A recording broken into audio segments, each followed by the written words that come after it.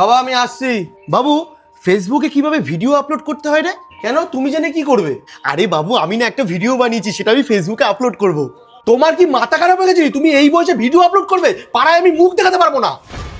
আসলে যবে থেকে রিটায়ারমেন্ট হয়েছে না, তবে থেকে তো কোনো কাজ নেই, তাই ভাবছিলাম অফিস তো আর যেতে পারবো না, ফেসবুকের মাধ্যমে যদি আমি আমার কাজটা দেখাতে পারি। কোনো দরকার নেই এসব করার। বুড়ো বয়সে ভীমরতি হয়েছে, ভিডিও বানিয়ে ফেসবুকে দেবে। কাকু, সঞ্জু, জানিস ভাই, একটা ছোট্ট স্ট্রিট ফুডের দোকানদার আজকে ফেসবুকে ভিডিও ছেড়ে 4-5টা ব্রাঞ্চের মালিক হয়ে গেছে। শুধু তাই নয়, একটা ছেলে রাস্তায় রাস্তায় ডান্স করতো, তার এই ডান্সের ভিডিও সোশ্যাল মিডিয়াতে ছেড়ে আজকে ডেটে সে একটা বড় কোরিওগ্রাফার হয়ে গেছে। সবই তো ঠিক আছে, কিন্তু তুই আমাকে এসব কথা কেন বলছিস? কারণ তুই মনে করিস তোর বাবা যদি ফেসবুকে ভিডিও ছাড়ে তাতে তোর বদনাম হবে। তুই কি করে জানলি যে আমি? কারণ আমি তোদের দুজনের কথা শুনে নিয়েছি আর কাকুর ভিডিও আমি আপলোডও করে দিয়েছি। আরে বাড়া, তোর মাথা খারাপ আছে নাকি? আরে আরে, এতে এত সমস্যার কি আছে? যে কাজটা উনি এত বছর ধরে জীবনে করেছে সেটাই ফেসবুকে আপলোড করতে চাইছে।